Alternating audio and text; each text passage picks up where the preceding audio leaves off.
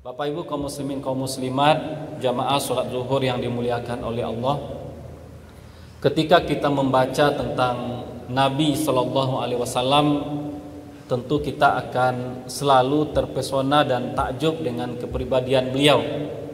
Nabi Shallallahu Alaihi Wasallam dalam pergaulan adalah seorang pribadi yang lembut, pribadi yang ramah dan murah memberikan senyum. Kita juga melihat Nabi Shallallahu Alaihi Wasallam melarang kita umat beliau untuk melakukan perbuatan takaluf. Yang dimaksud dengan takaluf ini adalah sengaja memaksakan diri untuk melakukan perkara sulit. Kita dilarang oleh Nabi untuk berbuat seperti itu, memilih untuk melakukan yang sulit. Karena Nabi selalu mengajarkan atau mencontohkan jika disuruh pilih antara dua hal, Nabi akan memilih hal yang paling mudah. Tidak pernah Nabi memilih untuk melakukan hal yang sulit. Kemudian kalau kita lihat lagi bagaimana Nabi dalam keseharian, ketika Nabi berjalan kemudian beliau di jalan berpapasan dengan anak kecil, Nabi akan selalu berusaha untuk lebih duluan mengucapkan salam dan menyapa anak-anak kecil tadi. Kalau kita beralih lagi ke dalam rumah, kita akan menemukan Nabi Shallallahu Alaihi Wasallam beliau selalu menyenangkan hati istri, bercanda dengan istri-istri beliau. Tidak sekedar itu, dalam rumah pun kita akan melihat ketika ada pakaian yang robek, Nabi akan menjahit pakaian sendiri. Ketika ada sendal yang sudah rusak, Nabi juga berusaha untuk memperbaiki atau menambal sendalnya sendiri. Ketika ada sahabat-sahabat yang sakit, maka Nabi akan selalu berusaha menjadi orang yang terdepan, orang yang pertama untuk mengunjungi para sahabat beliau. Inti dari semuanya, Nabi Shallallahu Alaihi Wasallam dalam kehidupan beliau mencontohkan kepada kita sebuah kesederhanaan. Namun kesederhanaan yang dicontohkan oleh Nabi adalah kesederhanaan yang tidak menjatuhkan harga diri beliau. Nabi sederhana. Nabi suka dengan hal-hal yang mudah, suka dengan hal yang praktis. Tapi semua yang dilakukan beliau, semua kesederhanaan itu tidak membuat orang memandang sebelah mata kepada Nabi. Nabi tetap menjadi seorang pribadi yang mulia, seorang pribadi yang dihormati. Bahkan lebih luar biasanya, kemuliaan Nabi tidak membuat beliau berperilaku sombong. Kemuliaan yang dimiliki oleh Nabi tidak membuat beliau merendahkan orang lain. Namun di balik itu semua, kita juga bisa melihat Nabi Shallallahu Alaihi Wasallam melarang kita untuk tidak mengerjakan hal yang sifatnya rendahan. Nabi melarang kita untuk melakukan hal-hal yang sifatnya remeh-temeh. Ini dilarang oleh Nabi. Yang didorong oleh Nabi, yang disuruh oleh Nabi kepada kita untuk melakukan, Nabi menyuruh kita untuk memilih melakukan perkara-perkara mulia, melakukan hal-hal yang bernilai. Dalam hadis yang sangat terkenal, kita mungkin sering mendengarnya, innallaha yuhibbu ma'alil umur wa yakrahu safasifaha.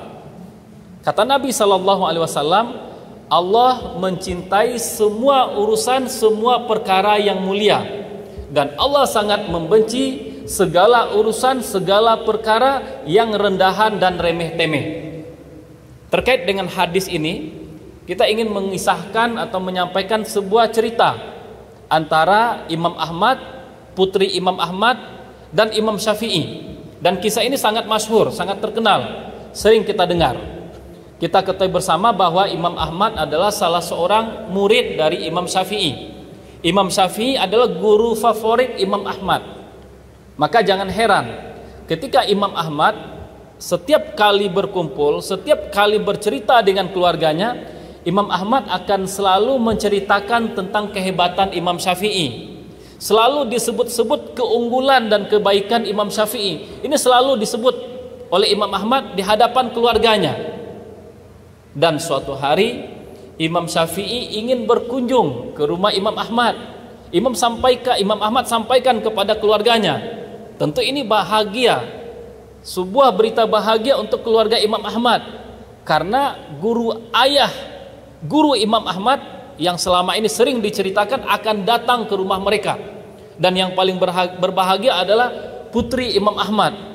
Karena dari mendengar cerita Imam Ahmad tentang Imam Syafi'i, beliau mengidolakan Imam Syafi'i, membayangkan Imam Syafi'i adalah seorang imam yang sangat hebat, yang akhlaknya luar biasa, yang ilmunya begitu tinggi. Maka singkat cerita, Imam Ahmad mendapat kunjungan dari Imam Syafi'i. Maka malam hari disuguhkan makanan kepada Imam Syafi'i. Kemudian selesai makan, Imam Syafi'i pergi ke kamar untuk beristirahat. Kemudian besok paginya bangun pagi melaksanakan sholat subuh berjamaah bersama. Selesai sholat subuh berjamaah, Imam Syafi'i kembali ke kamarnya untuk melanjutkan zikir. Maka tiba-tiba putri Imam Ahmad bertanya kepada ayah beliau, "Wahai ayah, benarkah ini Imam Syafi'i yang selama ini engkau ceritakan?" "Benar wahai putriku." "Kenapa demikian?" Kata Imam Ahmad kepada putrinya, "Wahai ayah, saya perhatikan semalam Imam Syafi'i ini tidak melaksanakan sholat tahajud, tidak berzikir, dan juga tidak membaca Al-Quran. Selain itu wahai ayah, saya juga perhatikan ada 3 keanehan yang terdapat pada diri Imam Syafi'i." Imam Ahmad bertanya, "Apa keanehan yang engkau temukan wahai putriku?" "Keanehan yang pertama wahai ayah, ketika kita suguhkan makanan, ketika kita hidangkan makanan kepada Imam Syafi'i, kita menyaksikan bahwa makan beliau begitu banyak. Dan ini tidak seperti yang engkau ceritakan. Engkau menceritakan Imam Syafi'i sebagai seorang ulama makannya sedikit, tapi kita temukan makan beliau begitu banyak." Ini yang pertama wahai ayah. Yang kedua, seperti yang tadi disampaikan, semalaman kita tidak perhatikan beliau melaksanakan sholat tahajud. Beliau hanya berada di kamar, tidak ada tahajud, tidak ada zikir, tidak ada baca Al-Quran. Dan ketiga yang lebih mengherankan lagi, ketika akan melaksanakan sholat subuh bersama kita, Imam Syafi'i tidak berwuduk untuk melaksanakan sholat subuh. Ini yang diperhatikan oleh putri Imam Syafi'i. Maka setelah menjelang siang, Imam Syafi'i berkumpul lagi dengan Imam Ahmad. Maka pertanyaan yang ditanyakan oleh putri beliau tadi disampaikan kepada Imam Syafi'i. "Wahai guruku," kata Imam Ahmad, "putriku memperhatikan ada 3 keanehan yang dilihat dari engkau." Disebutkan, yang pertama, makan engkau begitu banyak. Dijawablah oleh Imam Syafi'i, "Wahai Abu Abdillah," kunyah dari Imam Ahmad, "wahai Abu Abdillah, saya sangat mengetahui dan menyadari bahwa makanan yang engkau suguhkan kepada saya adalah makanan yang halal, dan engkau adalah seorang ulama yang mulia, seorang hamba Allah yang begitu memperhatikan halal dan haram. Saya meyakini makanan yang dihidangkan oleh orang mulia bisa menjadi obat, sedangkan makanan yang disuguhkan oleh orang bakhil itu bisa menjadi penyakit. Maka ketika saya makan banyak dari apa yang engkau hidangkan, saya makan bukan bermaksud untuk makan sekenyang-kenyangnya. Saya bermaksud makan banyak itu untuk berobat, karena dalam diri saya ada sakit. Saya berharap memakan makanan engkau bisa menghilangkan penyakit dari diri saya." Itu yang pertama. Yang kedua, apalagi? Engkau semalaman tidak tahajud, tidak berzikir, tidak membaca Al-Quran. Dijawab lagi oleh Imam Syafi'i, "Semalaman ketika saya akan berbaring merebahkan badan saya, tiba-tiba seakan-akan tampak di depan saya Al-Quran dan hadis terkembang. Kemudian Allah bukakan kepada saya 72 permasalahan fikih, dan ini yang saya pikirkan semalaman. Memikirkan 72 permasalahan masalah fikih yang saya rangkum, yang saya gunakan agar bisa bermanfaat untuk umat Islam." Ini yang kedua, makanya saya tidak sempat tidur. Dan yang ketiga, tidak berwuduk menjelang sholat subuh. Demi Allah, semalaman mata saya tidak pernah terpejam sedikit pun. Saya tidak tidur semalaman karena saya memikirkan masalah yang saya sebutkan tadi. Makanya saya sholat subuh dengan wuduk sholat isya. Maka dijelaskan oleh Imam Ahmad kepada putri beliau, "Wahai putriku, apa yang dilakukan oleh Imam Syafi'i sambil tertidur, sambil berbaring, jauh lebih baik daripada yang ayah lakukan sambil melaksanakan sholat tahajud." Bapak Ibu kaum muslimin kaum muslimat, salat zuhur, jamaah salat zuhur yang dimuliakan oleh Allah. Kembali lagi kita ke hadis yang kita sampaikan di awal. Allah mencintai perkara-perkara mulia. Allah tidak mencintai perkara-perkara rendahan. Dari kisah ini kita belajar pertama dari Imam Ahmad. Imam Ahmad adalah seorang ayah yang sukses dan berhasil mendidik putri beliau. Kita lihat bagaimana keberhasilan Imam Ahmad mendidik putri beliau menjadi putri yang soleha, seorang putri yang mencintai ulama, seorang putri yang ketika ayahnya bercerita tentang ulama, putrinya perhatian kepada cerita ayahnya. Kemudian yang paling menarik adalah kisah Hindun, ibu dari Muawiyah. Bagaimana seorang ibu yang sukses dalam mendidik anaknya. Hindun begitu keras dalam mendidik Muawiyah. Kemudian dilihat oleh seseorang dan ditegur, "Wahai ibu, kenapa engkau begitu keras mendidik anak engkau? Saya lihat anak engkau kelak akan menjadi pemimpin bagi bangsa Arab." Apa kata ibunya? "Celaka dia jika dia hanya akan menjadi pemimpin bangsa Arab. Yang saya harapkan dia menjadi pemimpin dunia kelak kalau sudah besar."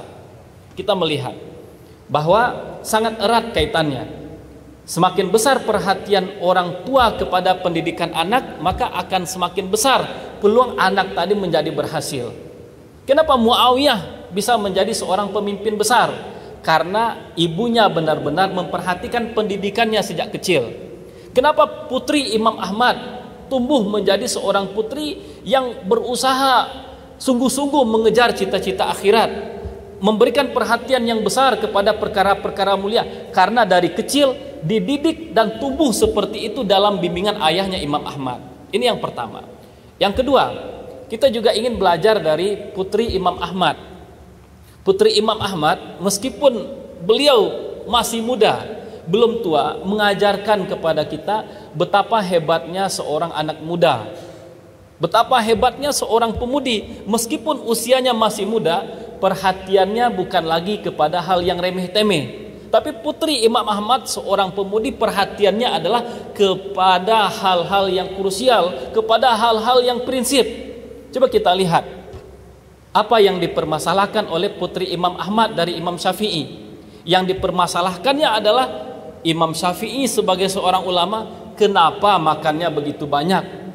Imam Syafi'i sebagai seorang ulama yang terkenal, ketika malam hari kenapa tidak tahajud? Imam Syafi'i sebagai seorang ulama, kok aneh, ingin melaksanakan sholat subuh tapi tidak berwuduk. Coba kita perhatikan bagaimana seorang pemudi, seorang putri perhatiannya kepada hal-hal besar. Perhatiannya bukan kepada hal-hal yang kecil. Yang diperhatikan oleh putri Imam Ahmad bukan bagaimana pakaian Imam Syafi'i, berapa harga pakaian Imam Syafi'i, bagaimana peci yang dipakai oleh Imam Syafi'i. Yang diperhatikan dia bukan bagaimana penampilan, bagaimana gaya berjalan Imam Ahmad. Bukan seperti itu. Luar biasa. Seorang pemudi yang perhatiannya adalah perkara-perkara yang besar.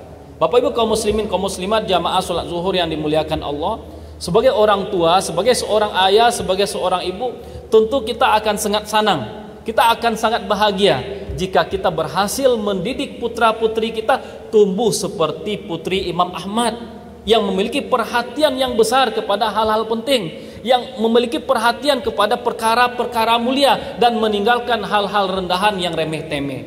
Sebagai warga negara, sebagai warga masyarakat, kita juga akan tentu sangat bahagia jika di lingkungan kita, jika di masyarakat kita, pemuda dan pemudinya tumbuh dan perhatian mereka adalah kepada hal-hal besar, kepada hal-hal penting. Perhatian mereka bukan kepada hal yang remeh-temeh. Maka dikatakan oleh para ulama kita, untuk bisa menjadi orang yang perhatian kepada perkara-perkara mulia, untuk bisa meninggalkan hal yang remeh-temeh itu, kita perlu memandang dunia ini dengan kacamata akhirat. Segala sesuatu dinilai dengan kacamata akhirat, maka kita akan menjadi orang-orang yang cita-citanya tinggi, perhatiannya adalah kepada perkara-perkara yang besar dan mulia. Barangkali ini yang bisa kita sampaikan, semoga bermanfaat bagi kita bersama. Terlebih dan terkurang mohon maaf. Wassalamualaikum warahmatullahi wabarakatuh.